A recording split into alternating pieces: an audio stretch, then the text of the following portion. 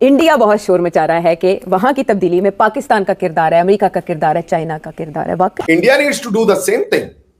जो इलीगल है वो इंडिया में उसको निकालो। ये बहुत हो गया कि हम कागज नहीं दिखाएंगे, हम घोड़ा नहीं दिखाएंगे, हम जिसको चाहेंगे बुला लाएंगे, ऐसे नहीं चलेगा। डॉक्टर साहब, आज की सबसे बड़ी अमेरिका के अंदर जो बड़ी खबर है वो तो है काश पटेल की, जो कि एफबीआई डायरेक्टर बन गए हैं। बांग्लादेश में जो कुछ हो रहा है डेफिनेटली बहुत डिस्टर्बिंग है।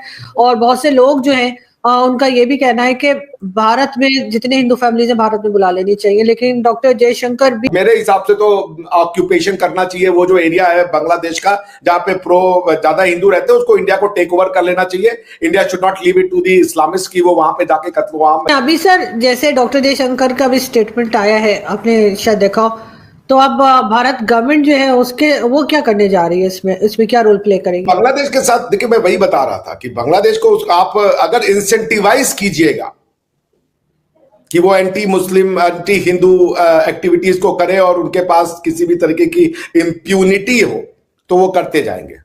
बट मैं तो भारतवर्ष से बार बार कह रहा हूं, रशिया से सीखो।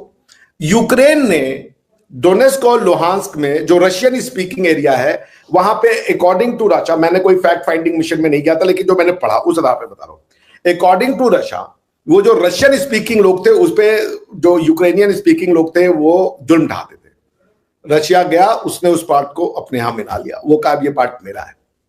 तो अभी आपने कहा कि हिंदुस्तान जो है वो हिंदू जो है हिंदुस्तान चले जाए, नहीं, वो इलाका जो हिंदुओं का है वो पूरा भारतवर्ष को अपने अंदर ले लेना चाहिए कि आप इस लायक नहीं हो कि वो वैसे भी टू नेशन थ्योरी के अंतर्गत चूंकि वो एरिया हिंदू बाहुल्य है उसको वो एरिया काट करके भारत को अपने अंदर ले लेना चाहिए। और फिर ये बंगाल को वहां पे अपनी आर्मी लगा दो, उनसे आप टैकल कर लोगे, कोई बहुत बड़ी चीज नहीं है इस तरीके के उनको टैकल करना। इजराइल ने इतने बड़े बड़े कॉन्क्लेव्स को ऑक्यूपाई कर रखा है, पैलेस्टाइन में क्या हो जाता है, कुछ नहीं। लेकिन ये भारत की जो पैसिव रेजिस्टेंस या पैसिविटी जो है ना भारत की, कि ऐसे कोई एक्शन नहीं लेना चाहता। हमने 1971 का वॉर भी किया तो वो दे दिया बंगालियों के ऊपर, हमने कोई ऐसी कंडीशंस नहीं रखी या उनको डीमिलिटराइज नहीं किया।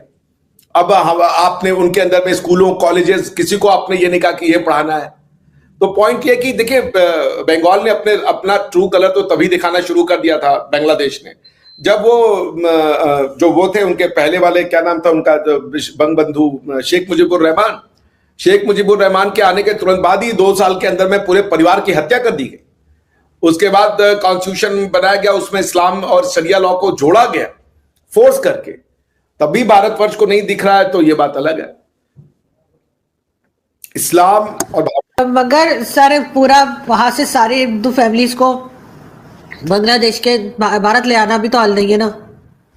वही तो मैं कह रहा हूं, भारत को वो पूरी टेरिटरी ले लेनी चाहिए। और भारत में तो ऑलरेडी बहुत से इलीगल बंगालीज रह रहे हैं, उसका क्या? वो तो दैट कैन बी। देखिए, कल मैं सुन रहा था एक अमेरिकन वो थे, मैं नाम भूल रहा हूं, वो ट्रंप के वो है विश्वास पात्र, उनसे पूछा गया कि आप जब आ रहे हो ये ट्रंप एडमिनिस्ट्रेशन में तो ये क्या जो इलीगल इमिग्रेंट्स हैं और ये जो उनको आप निकाल पाओगे?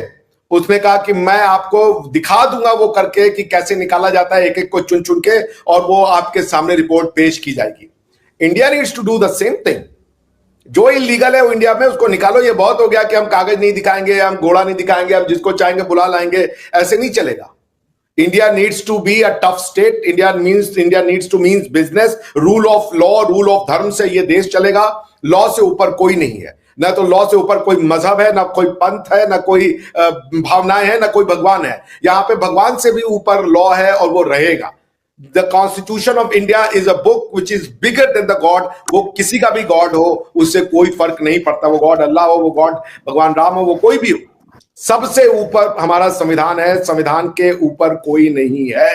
और इसलिए ऐसे लोगों को जो इलीगल है उनको आप निकालिए यहां से। सुप्रीम कोर्ट का भी इसमें बयान जजमेंट आ चुका है फेवरिंग द गवर्नमेंट। और मेरे हिसाब से तो ऑक्यूपेशन करना चाहिए वो जो एरिया है बांग्लादेश का जहां पे ज्यादा हिंदू रहते हैं उसको इंडिया को टेक ओवर कर लेना चाहिए। India should not leave it to the Islamist की वो वहां पे जाके कत्ल-ए-आम मचाए, क्योंकि वो नहीं बर्दाश्त कर पाएंगे। उनके हिसाब से मूर्ति पूजक।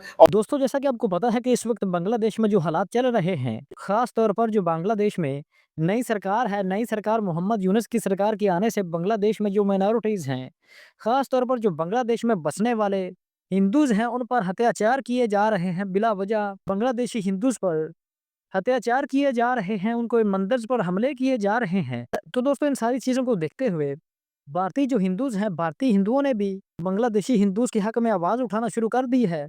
जिस तरह से दोस्तों आपको पता होगा कि फर्स्ट ऑफ ऑल जो इंडियन गवर्नमेंट है, उन्होंने बांग्लादेश की सरकार को वार्न करने के लिए सबसे पहले जो बांग्लादेश को भारत की जानिब से प्याज और आलू की सप्लाई की जाती थी, उसको बंद कर दिया है।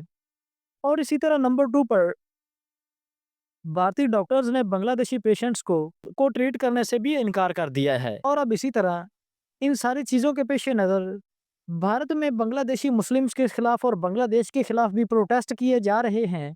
और भारतीयों का मानना है कि जितने भी बांग्लादेशी मुस्लिम्स जो भारत में रिहाइश पजीर हैं या भारत में वर्क कर रहे हैं, तो वो हमारा मुल्क भारत छोड़ जाएं। तो दोस्तों इसके पीछे सबसे बड़ी वजह यही है कि बांग्लादेश में जो मिनॉरिटीज़ पर और ख़ास तौर पर जो हिंदूज़ के साथ अत्याचार किए जा रहे हैं, उनकी रोकथाम है। और इस हवाले से भारतीयों का कहना है कि हम बांग्लादेशी सरकार को ठोक कर जवाब देंगे, क्योंकि आज भी बांग्लादेश से इस तरह की कई ज़्यादा वीडियोज़ आ रही हैं, जिसमें जो बांग्लादेशी हैं वो हिंदुओं के जो मंदिर वगैरह हैं, मंदिर पर हमला कर रहे हैं। और यहाँ तक कि बांग्लादेश में जितने भी मंदिर हैं उनको तोड़ा जा रहा है। तो इससे पहले भी भारत सरकार की जानिब से बांग्लादेश की सरकार को स्ट्रिक्ट वार्निंग दी गई थी कि बांग्लादेश में हिंदुओं पर होने वाले अटैक्स की रोकथाम की जाए, लेकिन तब से लेकर आज तक बांग्लादेश की सरकार की जानिब से कोई एक्शन नहीं लिया गया। इसीलिए अब भारत सरकार को बांग्लादेश की सरकार से मजीद बातचीत करने की बजाय एक मिलिट्री ऑपरेशन लॉन्च कर देना चाहिए। तो दोस्तों इस हवाले से आपकी क्या राय है? कमेंट सेक्शन में अपनी राय से लाजमी आगाह कीजिएगा।